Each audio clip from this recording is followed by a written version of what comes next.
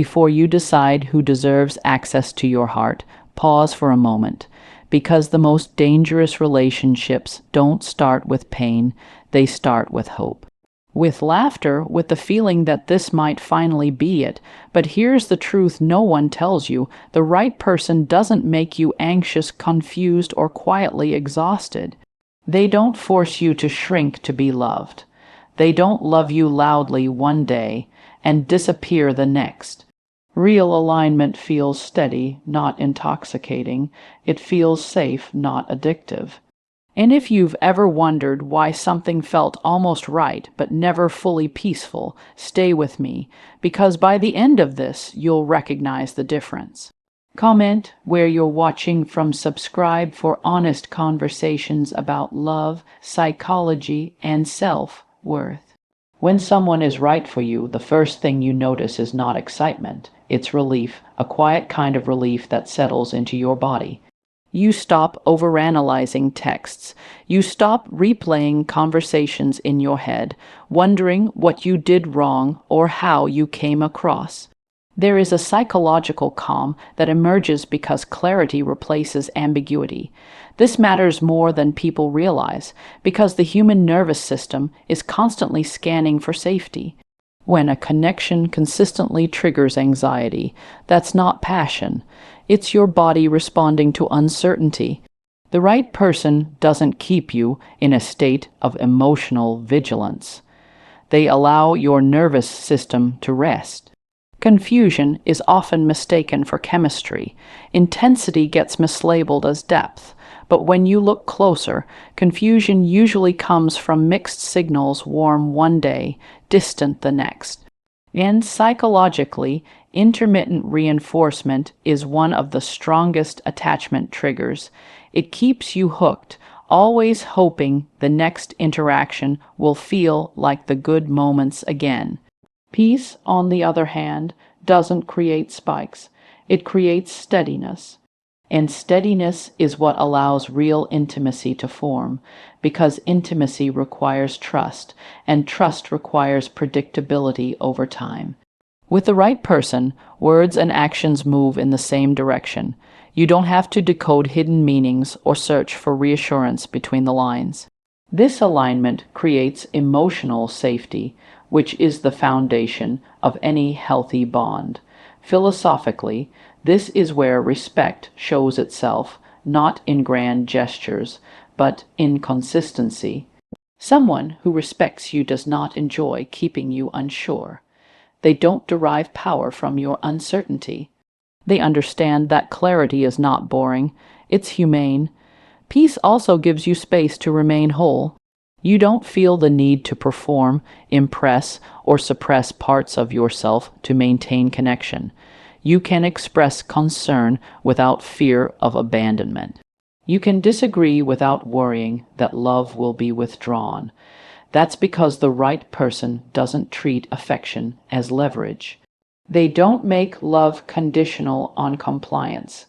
Instead, there is a mutual understanding that connection is something you build, not something you threaten. And this is where many people struggle, because peace can feel unfamiliar. If you grew up equating love with emotional highs and lows, calm may feel empty at first. But calm is not absence, it's presence without fear. It's the ability to sit in silence and still feel chosen. It's knowing where you stand, even when nothing dramatic is happening. That sense of emotional grounding allows you to invest fully, because you're not constantly protecting yourself from disappointment. So, when evaluating whether someone is right for you, pay attention to what happens inside you, not just between you. Do you feel more centered or more scattered, more yourself or more guarded? Love that brings peace doesn't weaken desire, it strengthens commitment. And if there's one thing worth reflecting on, it's this: the right connection won't make you question your worth. It will give you the stability to finally live from it. When someone is right for you, growth doesn't arrive as a demand.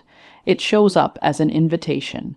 You don't feel corrected, managed, or subtly reshaped to fit someone else's expectations. Instead, you feel supported in becoming more of who you already are. Psychologically, this is important because sustainable change never comes from pressure. It comes from safety. When you feel emotionally secure, you're more willing to reflect, to take responsibility, and to stretch beyond old limitations without fear of losing love in the process. In unhealthy dynamics, growth is often framed as a condition. You're encouraged to be better, but only in ways that make the other person more comfortable. That kind of growth is transactional. It teaches you to perform improvement rather than embody it. But with the right person, growth feels organic.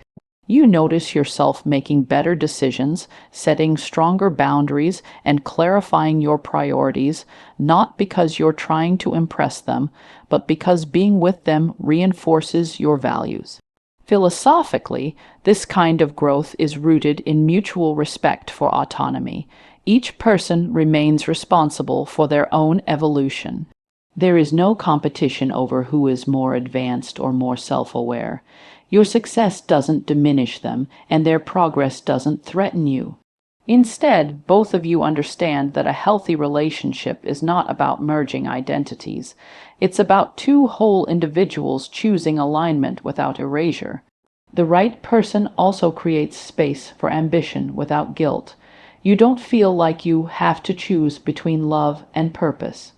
Your goals are taken seriously, not tolerated, and this matters because resentment often grows in relationships where one person feels they must shrink to maintain harmony. When someone is right for you, expansion is welcomed.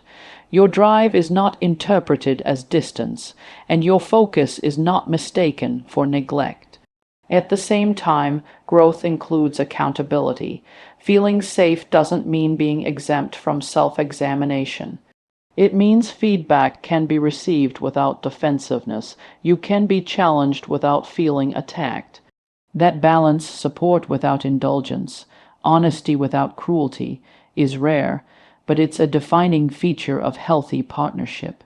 It allows both people to evolve without fear that vulnerability will be used against them later. And here's the subtle part many people miss. Growth with the right person feels energizing, not exhausting. You're not constantly proving that you're worthy of staying. You're not racing toward an imaginary finish line where you'll finally be enough. Instead, the relationship becomes a stabilizing force that amplifies your capacity to show up fully in your work, your friendships, and your inner life. So, if you're trying to determine whether someone is right for you, ask yourself this. Do you feel more aligned with your values when you're with them, or more disconnected from yourself? Because the right person doesn't complete you, they contribute to your becoming. And once you experience growth that feels natural instead of forced, you stop accepting anything that requires you to abandon yourself to be loved. When someone is right for you, effort no longer feels like negotiation. You're not constantly calculating how much you've given versus how much you've received. There is a natural rhythm to the exchange. Care moves back and forth without scorekeeping. Psychologically, this balance matters because humans are deeply sensitive to fairness. When effort is one-sided, the imbalance creates quiet resentment, even when love is present. Over time, that resentment erodes intimacy, not because people stop caring, but because they stop feeling valued. In many relationships, one person becomes the emotional engine. They initiate conversations, repair conflicts, plan time together, and carry the weight of emotional awareness. At first, this can feel like commitment, but eventually it becomes depletion. When someone is right for you, you don't have to audition for attention or remind them of your importance. Their investment shows up consistently, not only when it's convenient or when they fear losing you. Mutual effort is not about grand gestures or perfect symmetry. It's about responsiveness. When you reach out, there is a response. When you express concern, it's met with curiosity rather than defensiveness. When you pull back to rest or reflect, the connection doesn't collapse. This creates a sense of relational security, the belief that the bond can withstand normal fluctuations without one person doing all the stabilizing work. Philosophically, balanced effort reflects mutual recognition. Each person acknowledges the other as an equal participant in building the relationship. There is no hierarchy of emotional labor, no unspoken expectation that one person will always adapt while the other remains unchanged. Love, in this sense, becomes a shared responsibility rather than a personal sacrifice. Another sign of mutual effort is initiation. When someone is right for you, they don't leave all momentum in your hands. They make plans, they follow through, they remember what matters to you without being prompted. These small acts are not trivial, they signal presence. They communicate, I am thinking about this connection even when you are not directly in front of me. That sense of being held in mind is foundational to feeling chosen. Importantly, balanced effort also means repair. Conflict is inevitable, but repair requires two willing participants. With the right person, accountability is mutual. Apologies are not performances meant to end discomfort. They are sincere attempts to restore trust. Neither person avoids responsibility by minimizing harm or shifting blame. Instead, there is a shared commitment to understanding what broke and how to prevent it from breaking again. And here's the deeper truth. Mutual effort creates freedom. When you're not carrying the relationship alone, you have more emotional energy to be fully present. You can relax into the connection instead of managing it. You stop asking, am I doing too much? And start experiencing what it feels like to be met where you are. So, as you evaluate who belongs in your life, pay attention to where effort flows. Love should not feel like a pursuit with no finish line. The right connection won't require you to overextend to be kept. It will meet you in the middle, and that is where lasting relationships are built.